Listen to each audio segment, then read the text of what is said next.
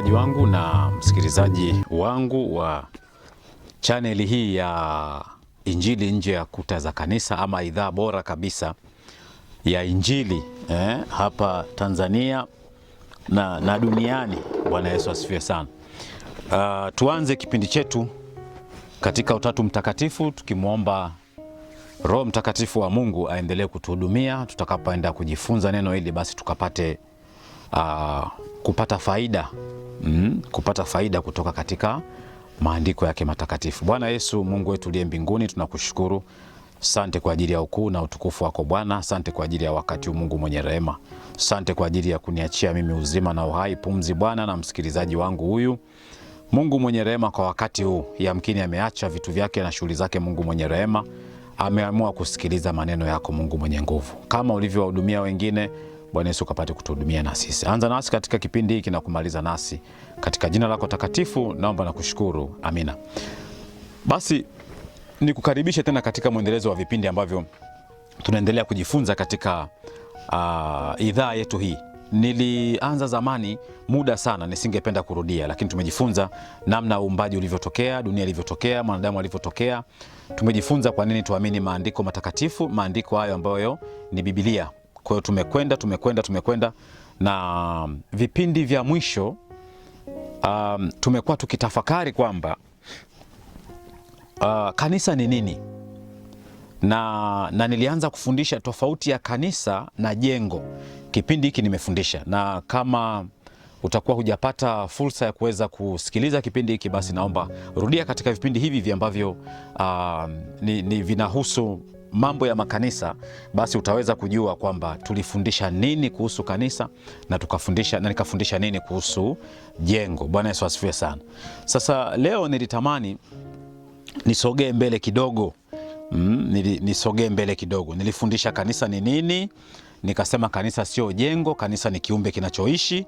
Fuatilia hiyo. Lakini nikaenda mbele namna ya kuchagua kanisa kama kundi, sio kanisa kama jengo ama taasisi, kanisa kama kundi.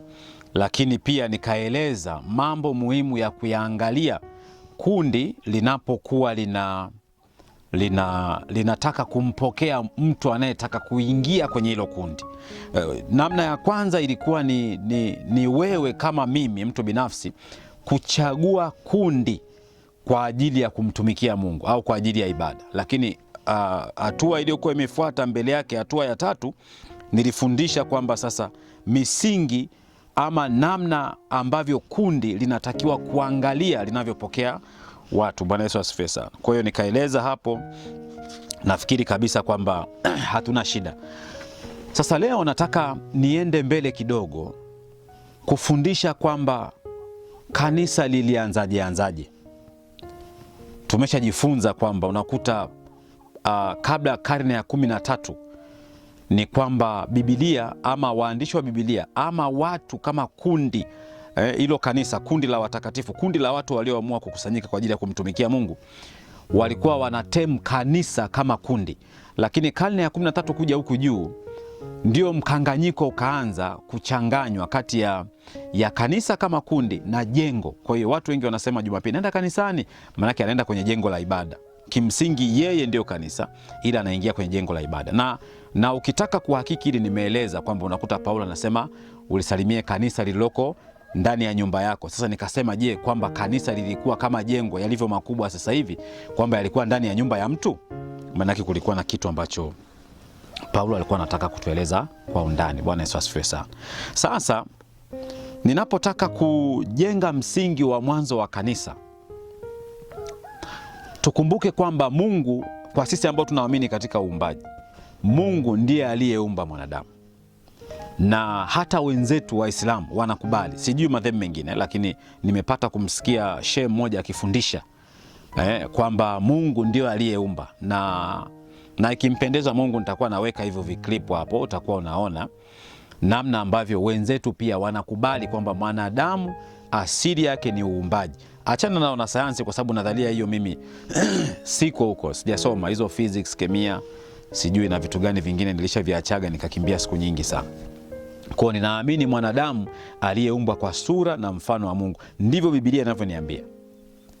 Kwa hiyo Mungu alimuumba Adamu, alafu kapita muda akamuumbia Hawa. Mimi kwa utashi na uelewa wangu ninaamini kabisa kwamba lile ndio lilikuwa kanisa la kwanza, kwa sababu hawa wawili, manake kundi ni zaidi ya mtu mmoja. Kwa hiyo walipokuwa wawili, Mungu alikuwa akishuka kuzungumza nao, kwa sababu lile ndio lilikuwa kanisa lake. Na hawa ndio walikuwa kanisa la kwanza. Unapoanza kusoma Biblia, ndio chimbuko letu, ndio chimbuko la kanisa, ndio chimbuko la Ukristo kule. Na unaposoma Biblia unaweza ukasema kwa nini nasema kule mwanzoni huko kwamba ndio Ukristo ulikoanzia, kwa sababu Kristo pia alikuwepo.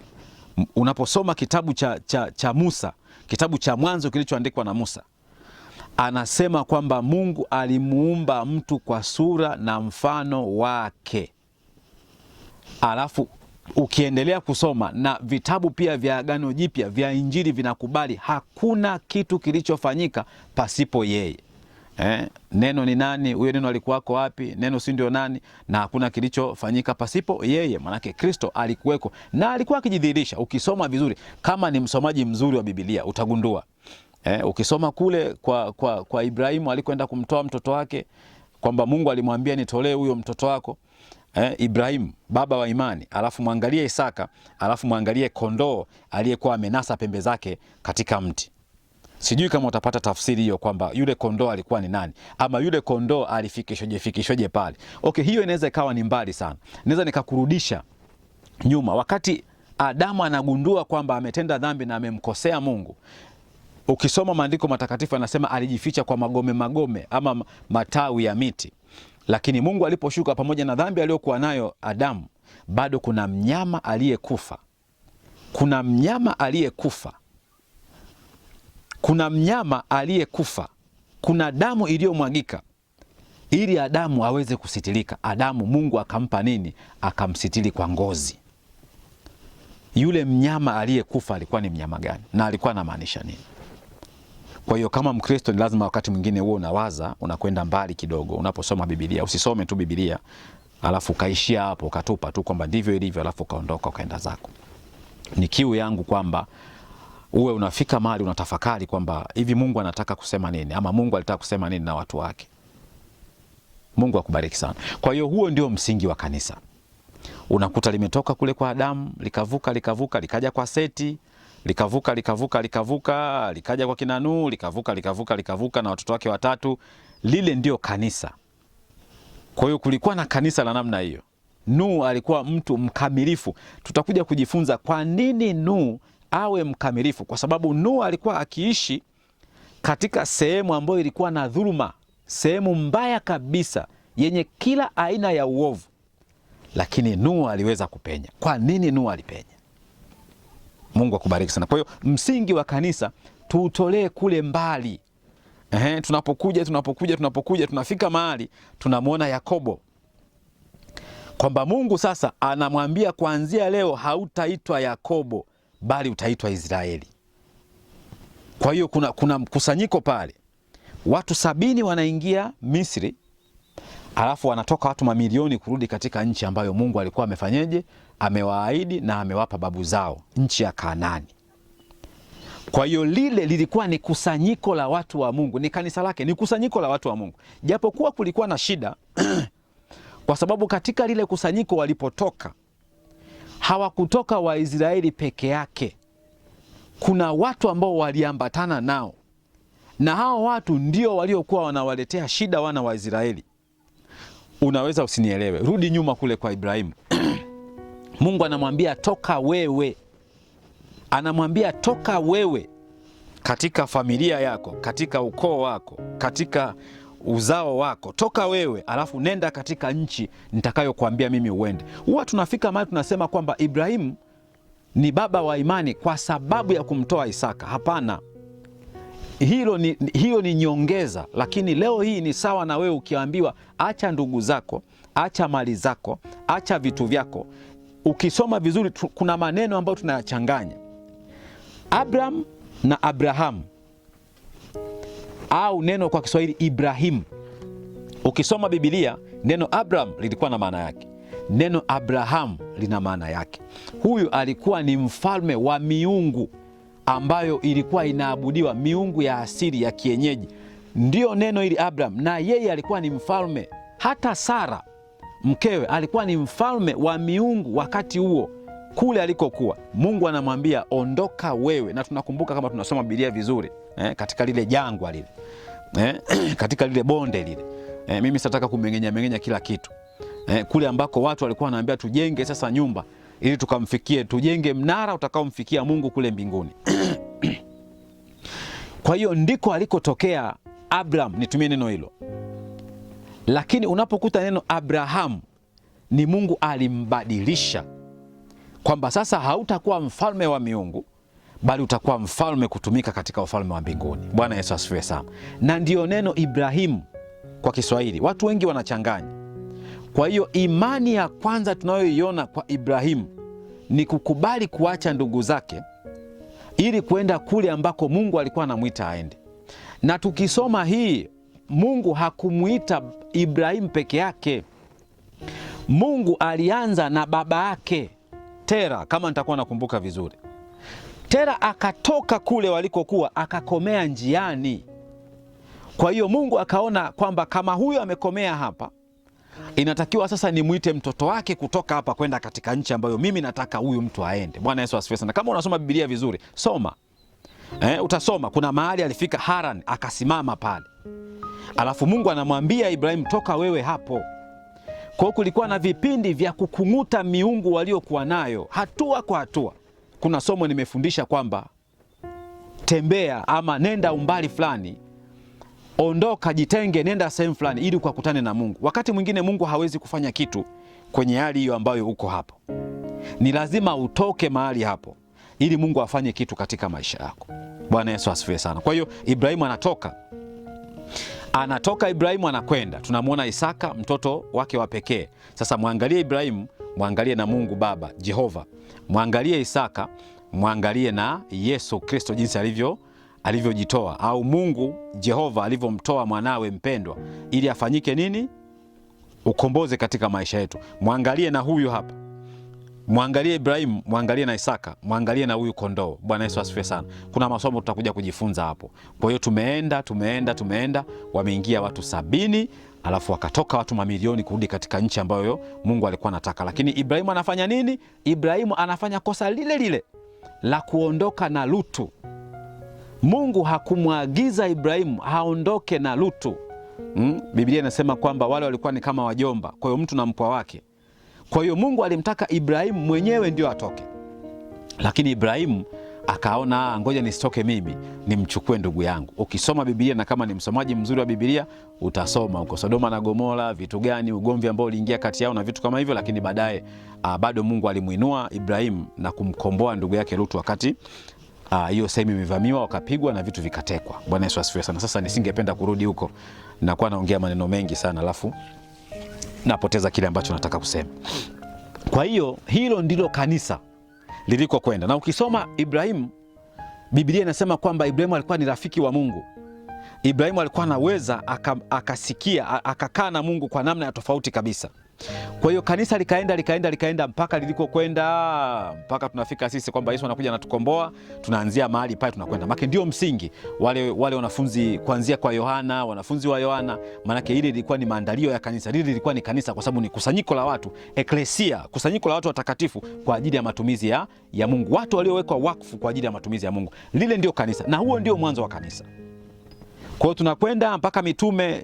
Yesu anarudi, alipokufa anarudi, anakaa nao zile siku 40, anaondoka. Siku 10 inaingia Pentekoste, Roho Mtakatifu anashuka, anawajaza wale watu, wanaanza kuhubiri injili ya Kristo kwa mataifa.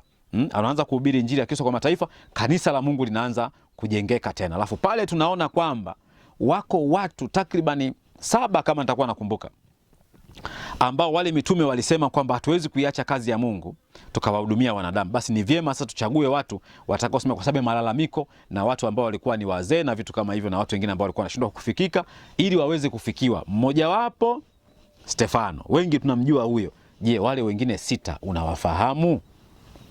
Bwana Yesu asifiwe sana. Kwa hiyo huo ndio mwanzo mwanzo wa kanisa.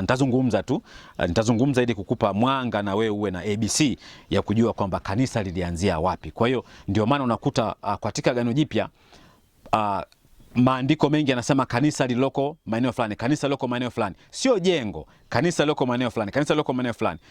Mfano mzuri ni kwamba nitakuwekea hayo maandiko, anasema na kanisa lililoko ndani ya nyumba yako. Sasa kanisa haliwezi kuwa jengo la kanisa, yani jengo kama majengo tunayojenga sasa hivi akawa ndani ya.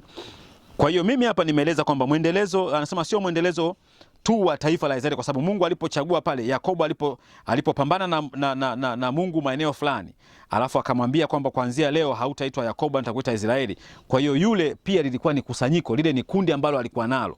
Kwa hiyo sio mwendelezo wa taifa la Israeli peke yake, sio tu mwendelezo wa taifa la Israeli peke yake katika Agano la Kale, ila ni patano jipya na maongozi mapya ya Mungu katika agano hili ambalo tunaishi sisi, Agano Jipya.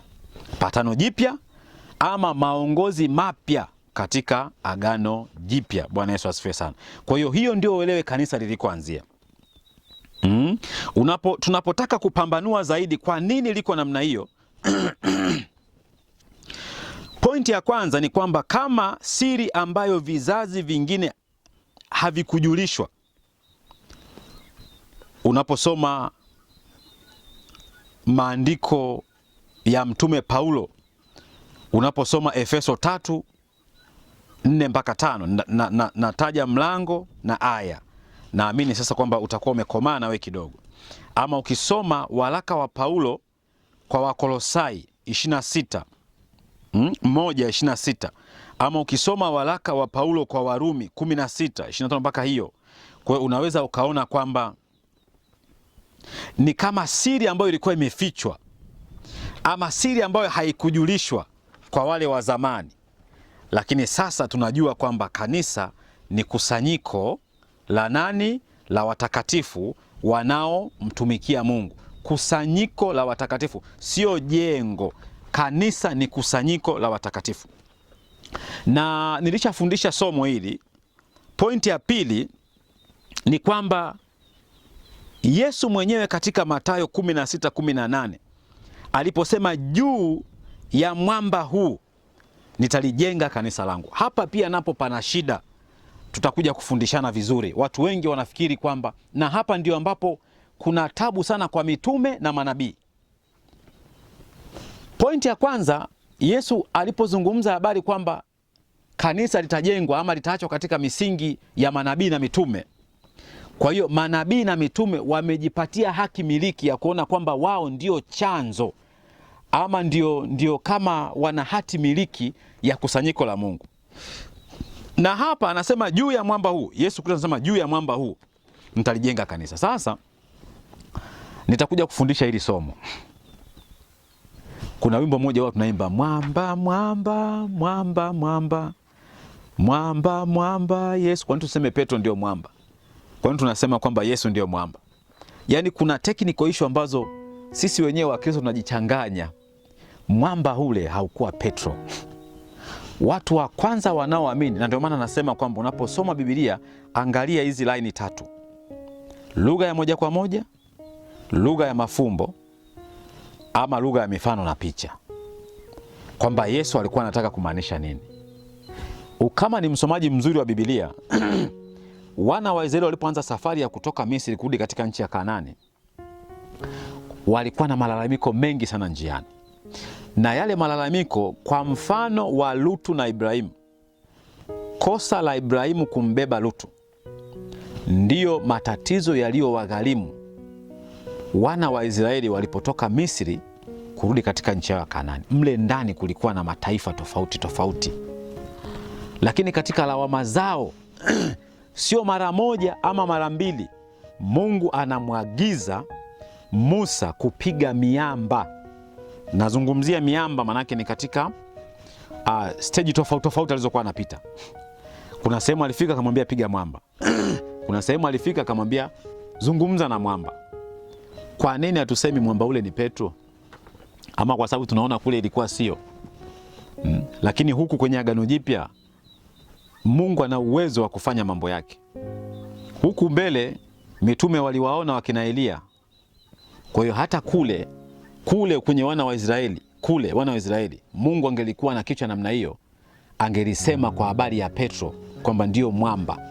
Lakini sisi wenyewe tunaimba mwamba, mwamba, Yesu ndio mwamba. Kwa aliupiga ule mwamba, akafika sehemu nyingine Mungu akamwambia piga mara moja, akapiga mara mbili, na ile ilikuwa na maana yake katika lugha hizi tatu kwamba mwana wa Adamu asingeliweza kusurubiwa mara mbili.